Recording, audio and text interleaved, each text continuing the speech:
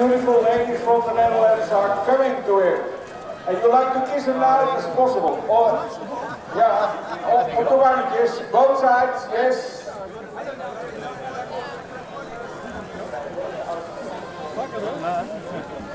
Chris, one fast question. The circumstances are far from perfect, but what are you expecting for this race? Good question, good question. I think it's going to be quite unpredictable today with the weather, but yeah, we try to make the most of it, and I hope we can still make a good race. This isn't typical freezing weather, it's more like English weather. Yeah, very much so, very much so. Het is 7 uur. Is meneer Teven in Sierhuis nog één keer weer? Jawel, hij is hier. You are going to enjoy it. Zijn dit verantwoorde omstandigheden op de koersen? Zijn goede omstandigheden. Daar komt Boa! Daar komt Boa! Daar komt Boa! Boa!